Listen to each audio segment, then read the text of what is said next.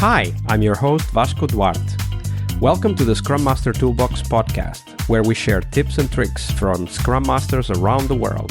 Every day, we bring you inspiring answers to important questions that all Scrum Masters face day after day. Hello, everybody. Welcome to one more week of the Scrum Master Toolbox podcast. And this week, joining us from the New York area in the USA is Amruta Beri. Hey, Amruta. Welcome to the show. Hi, Vasco. Thank you so much for having me. It's a pleasure to have you here. Amruta is an agile enthusiast, artist, environmentalist. She loves quiz shows, travel, and sports. And she's a self-described engineer at heart. And of course, is also a Scrum Master, which is what she's here to share with us. So Amruta, that was a short introduction. Tell us a little bit more about yourself and how did you end up becoming a Scrum Master? Sure, I would love to. So like you already described, I started my IT career as an engineer, and this is like way back when I was in India. And, as you progress in your team, you get promoted. And at that time, I was a lead. And, I call myself an accidental Scrum Master because that's how it started. So I was working for, the Bank of Nordi at that time. And they wanted to, Agile was really catching up, and Scrum was the most famous methodology that everybody was following. So, the clients also definitely heard about it and they wanted to try it out because obviously it was so popular and there were so many benefits that they saw out of it. So that is how it started. So because I was the lead, there was another colleague of mine and myself. We were chosen. We were sent for the training, and we were chosen only because they thought if the leads could be well versed with Agile, they could set the team up. So that's how we started. And 5 or 6 years later, I'm still here. Beautiful journey. There you go. And it often happens that many of us do discover a calling once we go through the training and we start working with the teams. And I'm guessing that from your bio, you also found that calling. Absolutely. I've never looked back since then because I was so used to the traditional ways of working.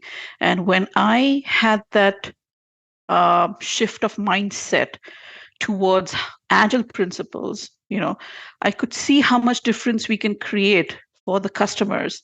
Ultimately, we're all here to serve customers, and all our products are to give them value. So nothing better than agile to implement that. Absolutely. Well said. So, Amruta, next we talk about the story of failure, because no matter how beautiful our journey might be, it's not only uphill. Sometimes we have our dips, and that's okay. Absolutely. That's part of the journey. And that's also one of the reasons why we like to share these failures here on the podcast every Monday, to remind everybody at the start of the week, no matter how tough your week will be this week, somebody else has been there before. So Amruta, share with us that story. Tell us the story of, what happened over time, and we'll dive into the details and the meaning and the lessons learned later. But tell us that story first. Sure. So when I started as a Scrum Master, I was so new to, coming into this role and exploring my responsibilities as a Scrum Master and what my responsibility towards my team was. But over the years now, as I mature in this role, one constant challenge that I always have to really work hard at is ensuring participation from all the team members in the team. We all say that when a team is formed, there's this famous Tuckman's model that the team goes through these stages of, forming, storming, norming, performing. And while we're going through all these stages, when we're in the forming and the storming stages, it's very important to have that trust build up in the team, the confidence that everybody could speak their mind without being judged or without being called off. So, there in a team, there's always like a mixed bag of competencies, maturity levels. Some people are senior by the number of years of experience in the industry, or some people are senior by how much time they've spent in that project already. So accordingly, like when we're at refinement sessions or when we are at brainstorming sessions, I have often observed that the loudest voice at the table is the voice that people often want to go with, even if they have their own opinions, their own ideas. And these could be really good ideas. They could add on to the features and really create value for the customer. But somehow, like they don't have that confidence or that trust that they could, present themselves to the team. So, building that confidence has been certainly that a challenge that I have faced, and providing psychological safety, especially during pandemic when the whole world was virtual. And even now, even if we're coming off pandemic, like we're still in that virtual world, evidently, because not everybody's at office. So it becomes very difficult to ensure that the person is in the meeting with you, is trying to um, provide some value in that meeting. So that definitely has been a challenge that I have been struggling with.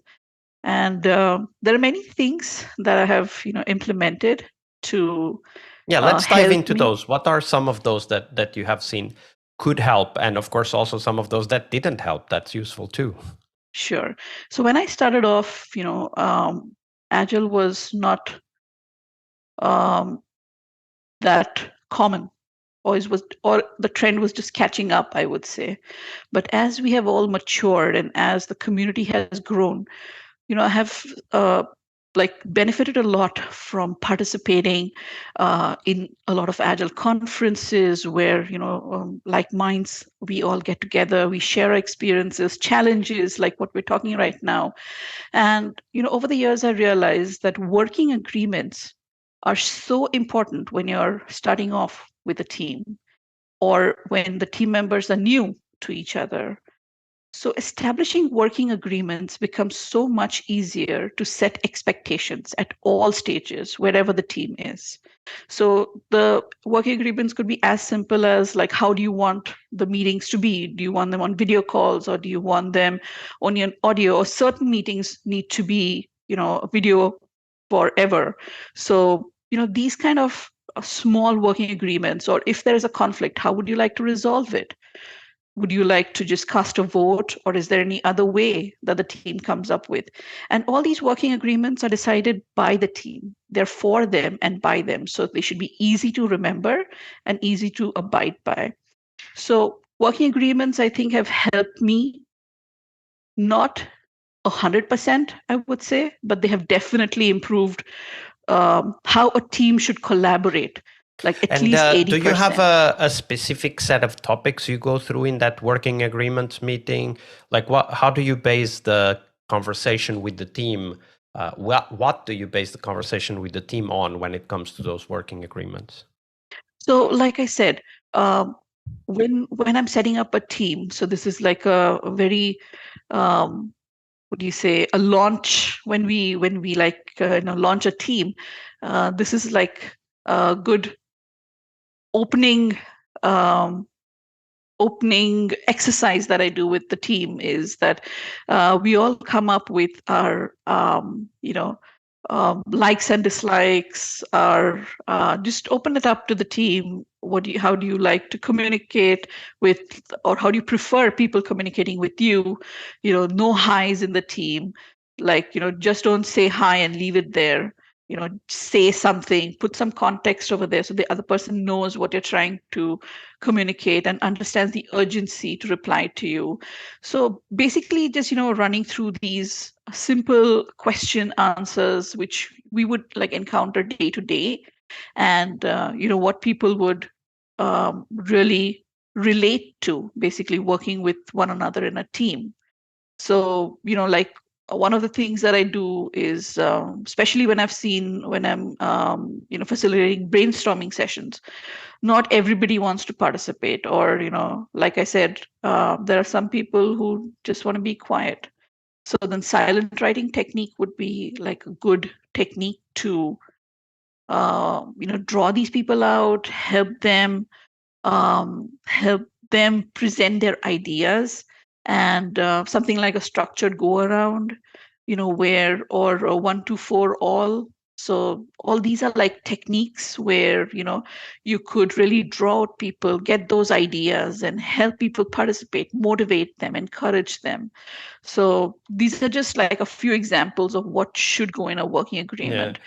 And Now, I really like the fact that you focus on the facilitation approach, because of course it is up to us and the team to create that safe space for people to share their ideas and not feel that they are being judged by for their contribution. But it's also important to recognize that that safe space comes from how we organize the meeting, even how we call the meeting, right? Like the title of absolutely. the meeting, what we write in the invitation, how we introduce people to the meeting. All of that matters. And Scrum Masters need to be extremely high quality professional facilitators. And I really like how you emphasize that we do need those techniques that we know work well for certain types of personality, so that we can engage them and bring them into the discussion. Absolutely. And these days I'm also following up a lot, like catching up with people one-on-one, because I don't really meet them in office. So it really helps like establish that bond. You kind of set a rapport between each other, and it just makes the other person comfortable enough to speak up. Absolutely. Those are all great tips. Thank you for sharing that, Amruta. My pleasure. Monday is about what we learned from our obstacles and our failures. But tomorrow is Team Tuesday here on the Scrum Master Toolbox podcast. We explore teams and their journeys, the habits they develop that threaten their performance, how each of our guests help their teams evolve, and the one key lesson they learned from that experience. We really hope you liked our show. And if you did, why not rate this podcast on Stitcher or iTunes? Share this podcast and let other Scrum Masters know about this valuable resource for their work. Remember that sharing is caring.